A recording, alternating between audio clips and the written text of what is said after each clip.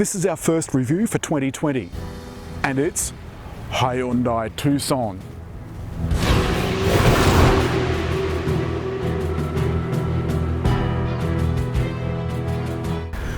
Tucson has lots of party tricks, but my favourite is this, the automatic rear hatch.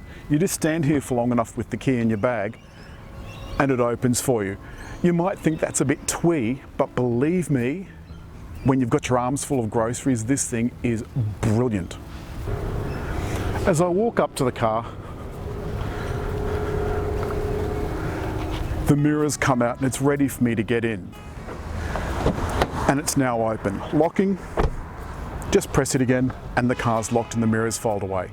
The side profile looks rather smart. I normally don't like this kick up at the back, but it's enhanced by lots of chrome, and there's an integrated roof rail so that you can attach things to the top. And the top model gets these smart 19-inch wheels. Active replaces the old entry-level model, which was Go, because they've added some stuff to it, and the bottom two models get 17 and 18-inch wheels. They miss out on a few other things too, but only the bottom model misses out on the fabulous Infinity sound system, but more about that when we get inside. There's 3 engines, 4 transmissions, 2 drivetrains. You can get front or all-wheel drive, and you can get a 2-litre diesel across all models with all-wheel drive and an 8-speed auto. This fantastic 1.6-litre turbo with a 7-speed DCT, also only in all-wheel drive, and you can get a 2-litre naturally aspirated engine with a 6-speed manual or a 6-speed automatic. If there's one fault, it's that you've got to fiddle with this thing to get the bonnet down. This medium to small SUV has a ton of space in the back. Look, there's a good, I don't know what's that, 10, 15 centimetres of space between me and the seat in front, and I'm 6 foot, and this seat is also set for me to drive. I think that's actually not too bad. There's a couple of cargo mats here in the back. There's also air vents, and there's a power outlet. This sunroof goes all the way back to here. That whole bit is sunroof, and it all opens up. I mean, that's amazing. Most cars do not do that. I've picked up a complete stranger. Well, not a complete stranger, but certainly a stranger. I mean, your missus says you're strange. David Brown. Alan, thank you for that introduction. Now, we're on a really crappy piece of Sydney road. Well, most of Sydney roads are really crappy, but this is a particularly crappy piece of road. O'Riordan Street has been chewed up by development over the last few years. It's really badly potholed. What did you think of the ride? Yeah, it's very good, isn't it? Here we are in the Hyundai Tucson. Yeah. And it's the Highlander, so it is the top model. The suspension and steering on this were Australian tuned out at Macquarie Park, where we're now headed, as it turns out. And they brought in someone from ZF Sachs who supply the dampers for this car. And that engineer worked with the Hyundai Australia engineers, and the ride, I have to say, is absolutely brilliant. If you get really rough stuff, whether it throws you around a lot, quite a number of the sort of bigger, lumpier four-wheel drives or even utes tend to get tossed around if there's a dip. Well, I have been over a little bit of light dirt roading, and now I'm showing a film that we prepared earlier, because there's not a lot of it around at the moment, of snow driving. And I think that's when the all-wheel drive and the suspension comes into its own. It really is brilliant. Now, if we could move on to the bits and bobs that this car has.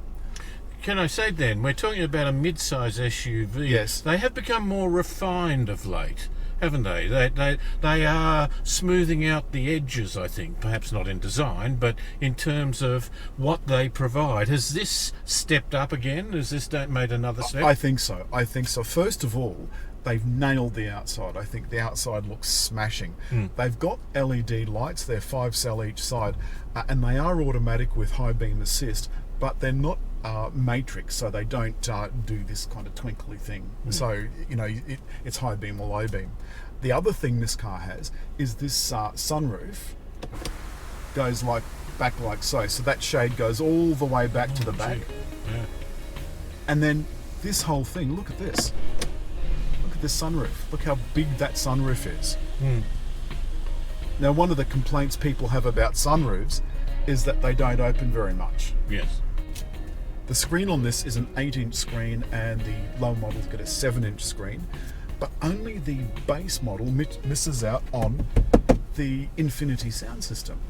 Now, we'd turn it up and play the Infinity sound system for you, but YouTube will have a conniption, so we're not going to do that.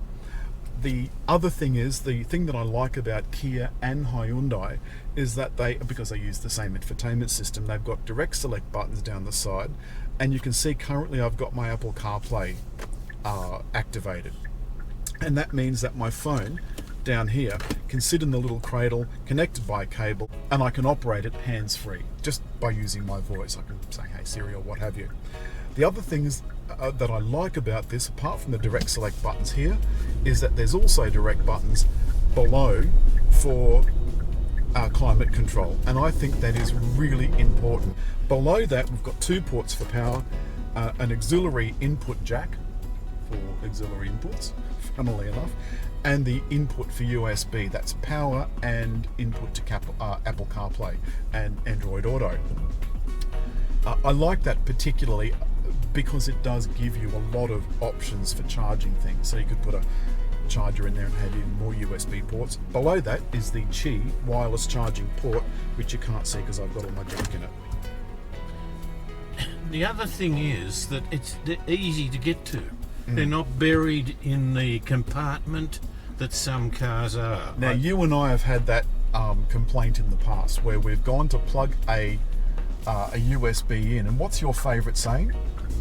There are 3 ways to plug a USB in. You plug it in and try the first way, it doesn't work. You try the second way, it doesn't work. You turn it around and try the way you tried the first time, and it does work. The first way, the second way, and the right way. Yes. And every single time. You can lock these doors with the tailgate open. So, you know how when you're at, you've got your shopping in the back and you get out, you get all your shopping out and you close the boot and lock it, and then you've got to come around here and lock these doors with all of these ones with the fancy schmancy. So you can lock them first. So you can get out of the door, lock it, go around to the back, get your stuff out, and you don't have to come back and lock these doors. You don't have to lock the doors while you've got all your stuff in your hand. Genius. Now, let's move on to the cabin quality. Now, what is... this is a very Kia Hyundai look with the tablet with this asymmetric kind of bulge thing here. And you like it square, don't you? I like it square. The other thing about this that I like particularly is that I can put in my 4-inch display up on the driver's instruments here my digital speedo. Yeah.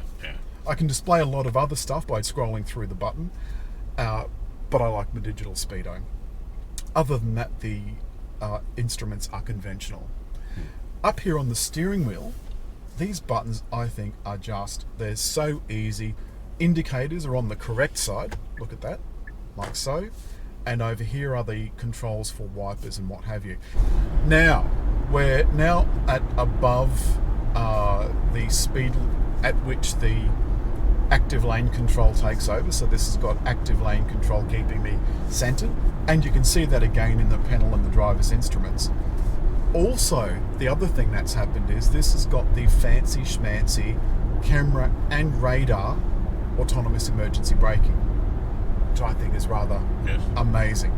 So that means at these speeds, the car will not let you bang into something. The other good thing is the blind spot monitoring will work at these speeds. There's nothing beside me at the moment, so it's not showing up. But the other thing that it does is, let's just say you're parked at the side of the street or whatever, and you're going to pull out into the traffic. What this will do is warn you if there's someone approaching at high speed. Now, some cars actually won't let you open the door if there's someone approaching at high speed either, but there you go. So I think the autonomous emergency braking, that's one thing I think multi-speed autonomous emergency braking should be standard on every car. All of them still have the airbags, so they've got head airbags at the front, so for your face, thorax airbags and curtain airbags. Now the thing that the punters can't tell at the moment is how light this feels. But one thing I do notice is that you do have to plan your takeoffs. So for example, down here on the center console, we've got the drive mode controls. In sports mode, it's very nippy and the changes are held down. The auto hold will hold you in traffic. Now, if you forget that's on and you plant your foot, it suddenly lets go and you take off like a rocket. But there is quite a lot of turbo lag, I think, especially in the diesel. Now, we were talking before about the engines that are available. The diesel 8-speed automatic to me, except in sports mode, felt quite sluggish and dim-witted. And if I was to have written the report just on that car alone, it wouldn't have been a very good one. I didn't like it very much at all. The other thing about diesels is that, and I've had this in a number of cars, they're fine once they come on song. And they don't need much revs to come on song, but they don't need very little revs to get going.